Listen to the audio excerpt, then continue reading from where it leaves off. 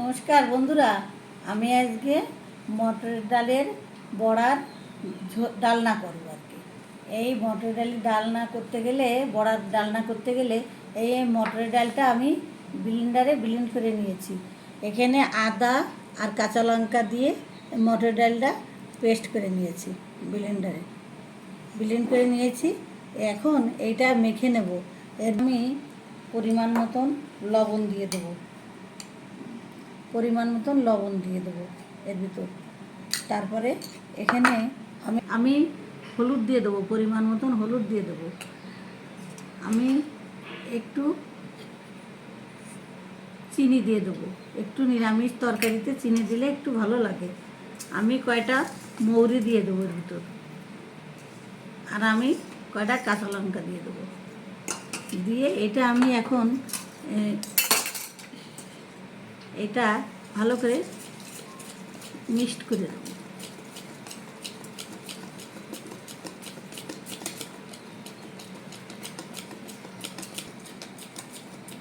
এইটা আমি ভালো করে মিক্সড করে নেব, ভালো করে ফেনাটা ভালো করে দিয়ে মিক্সড করে নেব।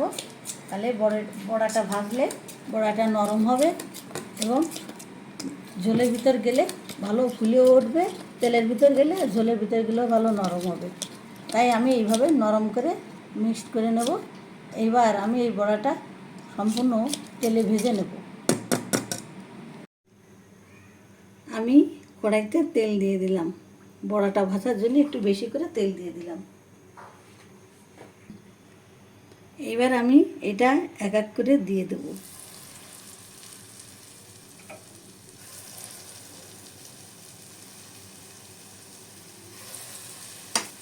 এটা আস্তে আস্তে এভাবে দিয়ে দেবো, দিয়ে ভেজে নেব।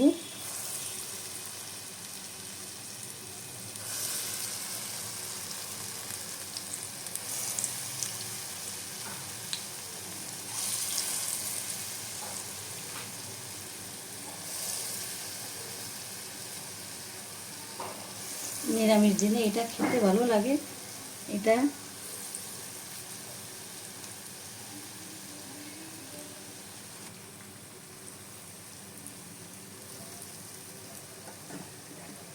এটা আমি এক এক করে উল্টায় দিলাম।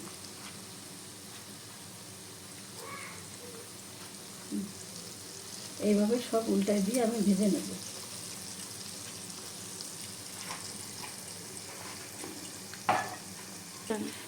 আমার ভাজাটা হয়ে গেছে, এখন আমি তুলে নেব এক এক করে।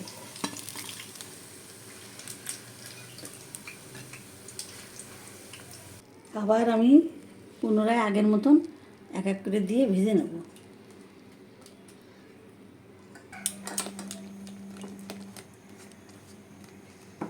এটাই এক এক করে আবার আগের মতন এটা দিয়ে ভেজে নেব।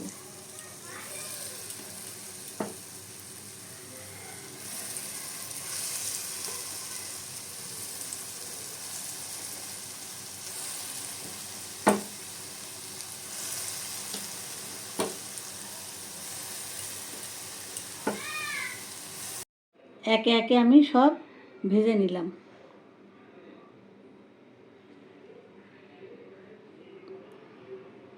এবার আমি এটা রান্না করব।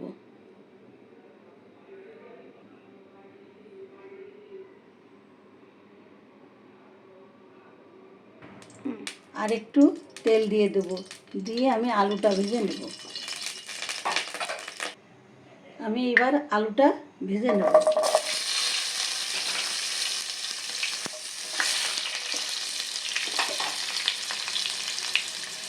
একটু লবণ দিয়ে দেবো, একটু হলুদ দিয়ে দেবো।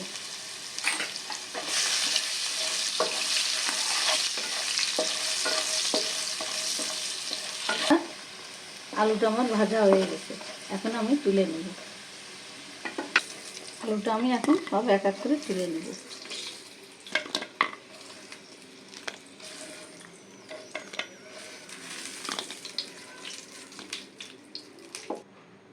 এইবার আমি এর ভিতর একটু সর্ষের তেল দিয়ে দেবো।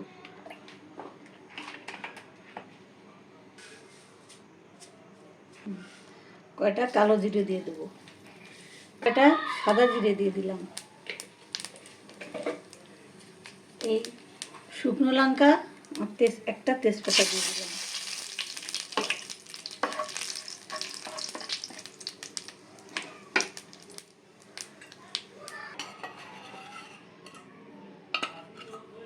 আমি আদা বাটা দিয়ে দিলাম, জিরে বাটা দিয়ে দিলাম, জিরে বাটা দিয়ে দিলাম, একটা টমেটো পেস্ট করা দিয়ে দিলাম,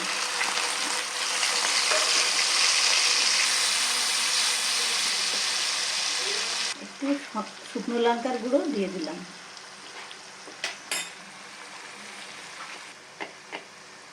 কালারের জন্য একটু কাশ্মীরি লঙ্কার গুঁড়ো দিয়ে দিলাম, একটু কাজু বাটা দিয়ে দিলাম, বাটিটা ধুয়ে একটু জল দিয়ে দিলাম যাতে পুড়ে না যায়, তার জন্য একটু এর ভিতর জল দিয়ে দিলাম। দিয়ে আমি এটা ভালো করে কষে নেব। এর ভিতরে একটু হলুদ দেবো, একটু হলুদের গুঁড়ো দিয়ে দিলাম,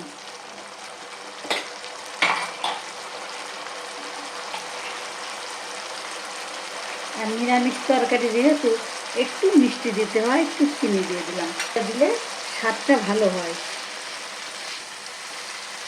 এবার আমি সব কষে নেব একদম ভালো করে।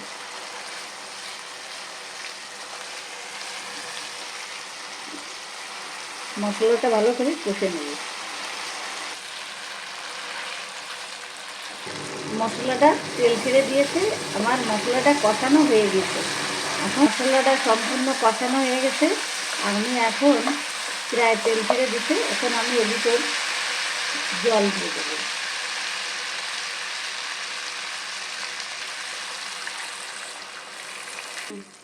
এবার আমি এই আলু ভাজাটা দিয়ে দেবো এর ভিতর।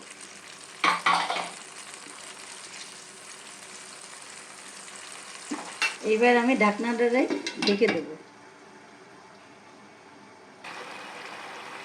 কয়টা কাঁচা লঙ্কা দিয়ে দেবো, আর একটু লবণ দিয়ে দেবো।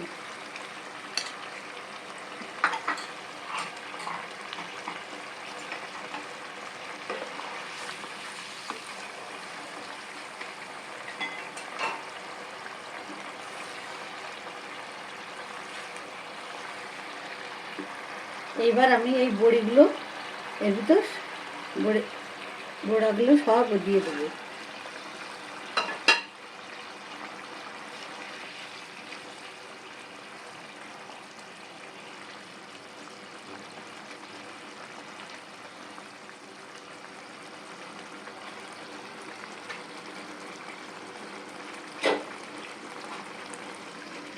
ঢেকে দেবো। দেখেন আমার রান্নাটা প্রায় হয়ে গেছে, শেষের পথে। আমি এখন এর ভিতরে একটু গরম মশলার গুঁড়ো অ্যাড করে দেব, আর একটু এর ভিতর আমি ঘি দিয়ে দেবো। নিরামিষ তরকারিতে একটু ঘি দিলে ভালো হয়। এবার আমি একটু নাড়া দিয়ে এটা মিক্সড করে নেব। আমার রান্নাটা সম্পূর্ণ হয়ে গেছে। দেখেন কত তাড়াতাড়ি, কত সুন্দর রান্না হয়ে গেছে। এটা আমি এখন ঢেলে নেব। রান্নাটা হয়ে গেছে, এখন আমি আস্তে আস্তে এটা তুলে নেব।